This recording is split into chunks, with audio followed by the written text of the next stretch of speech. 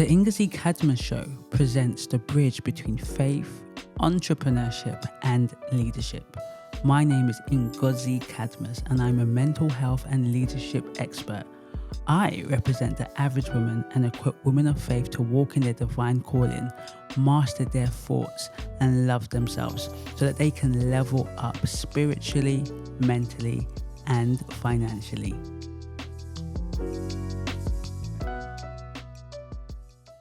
Welcome to the Ngozi Cadmus Show. I am your host, Ngozi Cadmus, mental health and leadership expert. And this is episode 19. Oh my gosh, guys, we are episode 19. That means 19 weeks of weekly, consistent podcasts. I think that deserves a round of applause, don't you? It is not hard to be consistent, so it's not easy to be consistent. I want to talk to you about my interest and fascination with the underdog, and I suspect that quite a few of you either really resonate with the feeling of being an underdog and also maybe have a kind of connection with that underdog. And an underdog is essentially defined as a person who is regarded in a competition as person that's not going to win the competition. So the person that nobody thinks is going to win the competition, or the person that is considered the weaker of the two competitors in like a competition or a game or what have you. Wherever the stakes that are raised and there's somebody that can win, the underdog is the person that you think is not going to win. So that's why when people are betting, for example, you make more money if you bet on the least expected victor, because it's like, oh my gosh, we didn't expect that person to win and they won. And I think the reason why I'm fascinated with this whole idea of the underdog is because I have felt like the underdog, you know. I don't know, just growing up, I always felt like I was not the one people expected to go far or go further. And it's not something people just say, it's just a sense and feeling that you get. Just in a lot of situations growing up, I wasn't the person that was acknowledged as, you know, great. Now, I wasn't picked last at sport, thank God. So that's one area that I was never picked last in. I was never picked last in sport because I was quite athletic and quite sporty. So that probably saved me from that humiliation I know a lot of people have experienced, where they're last to be picked for, like, you know, sports. But in other areas of my life, I was never picked first. I can't say I don't know, maybe I was picked last, I don't know. I just know that I felt like the underdog. I kind of felt like, you know, the people that you see or teachers or adults go to certain children and say, you're going to be amazing one day. And my mum was amazing, she told me that. But just generally speaking, I didn't get that affirmation around me. So one of the things that I discovered actually within therapy is that my ambition and my drivenness really came from a desire to prove these people, and I don't know who people are, I couldn't actually name you the people that made me feel like I weren't. And I think it would have been my peers. I think it may have been my peers more than teachers and adults, actually. I think teachers and adults were quite nice to me, but I was, particularly in primary school, I was easily overlooked because I was quite quiet. I was not quiet amongst those I was comfortable with, but I was quiet in public.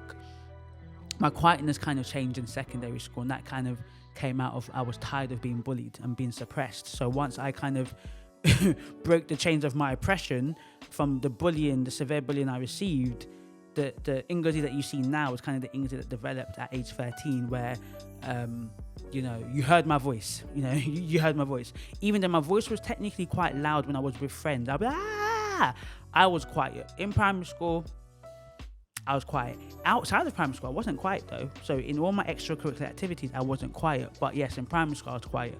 And so most people would have kind of perceived me as quiet if they didn't see the loud Ngozi and kind of get that kind of crazy, you know, busing joke kind of, you know, Ngozi that I am. Because again, I was so bullied that it was very hard for me to show who I was, because when I showed who I was bullied for it. So it was quite confusing. And so I guess that's why I felt like I was the underdog. You know, if you're constantly told by those around you, for no apparent reason, that everything that you are is not good enough, then compared with the friends that you're with. So I do remember, like, I have these now, I just had a flash of memory of moments where older kids will see me and my friend and just for whatever reason diss me, but compare me in comparison to the friend that I was with. So again, I would get that sense of I'm constantly the underdog. And yeah, I just find that fascinating. That's why when I read books or when I watch movies, I'm usually a big fan of the secondary character. That's probably why I love Leah. Leah's one of my favorite characters in the Bible. Only has a few brief, not even chapters on her, like passages in the chapters on her. But growing up, it was always about Rachel. It was always about Rachel, and it was always about Rachel. And, you know, Leah was just the one with the weak eyes and the one that, you know, deceived Jacob and married her. But she has such a greater story than that, and has both a painful, tragic but triumphant story. And I'm honestly honored to read her pages, because I really feel she represents the average woman. I say to you guys that I am the average woman, because I think it's important that we really honor and praise averageness. Averageness, I mean, not mediocrity, I mean just normal girls that then do extraordinary things, right? I know I'm doing extraordinary things, but I'm a normal girl. But I sometimes think we look at the people that seem so extraordinary, who create this kind of, I'm extraordinary, I was never ordinary, and majority of us are not going to be that. And I find it highly disconcerting and disingenuous for us to actually prop up people that we don't relate with or relate to, because there's a fascination with greatness. And I think that psychologically it continues to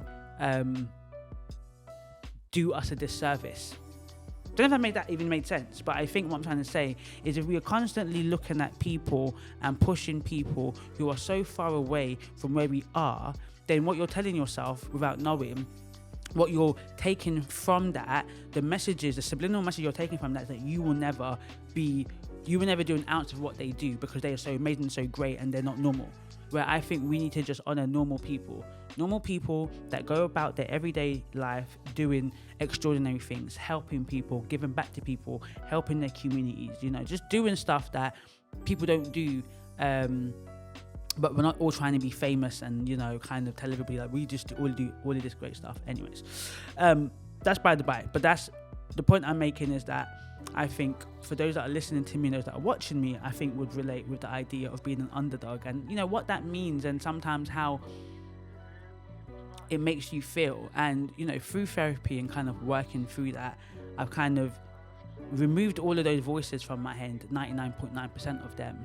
And now my drivenness and ambition is not to do with trying to prove anybody wrong or right. It's about, I want to make impact, I want to create a legacy, I want to please God. And I think it's amazing that I can now still be ambitious and driven, but the core of what drives me, or the core that what drives that ambition, is not from that sense of inadequacy I felt growing up. And I guess that's what the underdog represents to me. It's that people did not see my strength, they saw, I don't know, no, people saw my strengths and made me feel like they were weak, right? Everything that I was criticized about and bullied about and insulted about is everything now has become my strength. The way I speak, the way I look, my body, you know, even my mind, everything this is what's making me money. And it's so funny, and it's the irony. That's what the enemy does. What he plants as a young child growing up, for many of us, that he knows that we have been marked and we've been called for the kingdom of God and to do things that God wants us to do. He creates within us a dichotomy within us and wants you to believe the lies from a very young age, so that it forms your personality and your character and the thoughts and beliefs about yourself. It forms the core of who you think you are. So there's so many of us that are listening to me. You don't feel good enough. You know God loves you. You even love him. You know that you're saved. You know that you're called for something great, but you don't believe in yourself. Why? Because you were told that, whether it's by your family, whether it's by your peers, whether it was by teachers. Society told you were not good enough. The enemy told you that you weren't good, but it is a lie from the pit of hell. Because when God called you, when you were born, he knew you before you were in your mother's womb, right? And he marked you. And then when you came to salvation at whatever age, right, the day you were born again, it was the day that you rebirthed into who God has called you to be. But unfortunately, we're still dealing with the trauma of our past. And that trauma of our past can keep us in a chokehold, can keep us in a stronghold, or we can begin the process through sanctification, through renewal of mind, through inner healing, through therapy, to remove that chokehold, to remove that stronghold, so we can be all that God has called us to be. And we can have the thoughts that God needs us to have to execute what God has called us to execute. We cannot execute God's assignment on this earth with the thoughts of our past, with the thoughts of our former birth, with the thoughts of our former nature. Former nature. Am I saying right? Former nature. We cannot operate in the excellence that Christ has got for us with the chains of our past. With the chains of our past. And the chains of our past are the thoughts and the beliefs of our past, not of our future and not of our present. Not the thoughts that Christ has said about us, but the thoughts that your parents, your aunties, your uncles, your brothers, your sisters, your society, teachers, whatever, they are not true. They may have been true at a time, but they're never really true, but they may have been true at a time. You might believe them at a time, but they no longer hold any weight for you. They no longer hold any truth for you. They no longer hold any salt for you. So that's my fascination with the underdog. And, I'm an underdog no more, but that is probably why I still tend to like the secondary characters in books and in movies. And I just thought that would be a really good illustration to share about how we can overcome the prison of our former life. When we come into Christ and we have a new nature, we can break free into all that God has for us. Amen. I'm going to see you, round of applause, in the next video in episode 20. See you soon.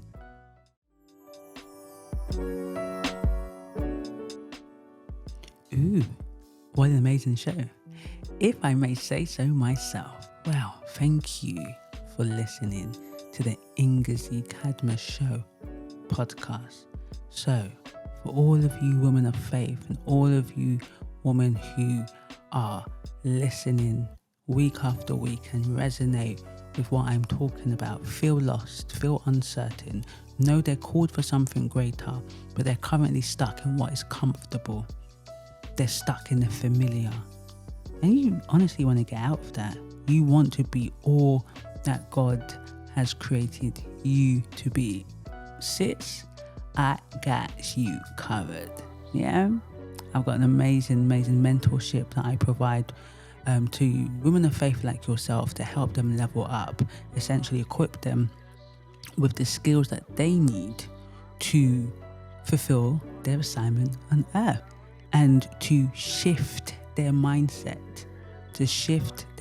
have a complete metanoia, have a complete transformation. So if that sounds like something you're interested in, click the link on the website and follow the instructions, and I can't wait to see you in the community. So like, share, subscribe. That's YouTube.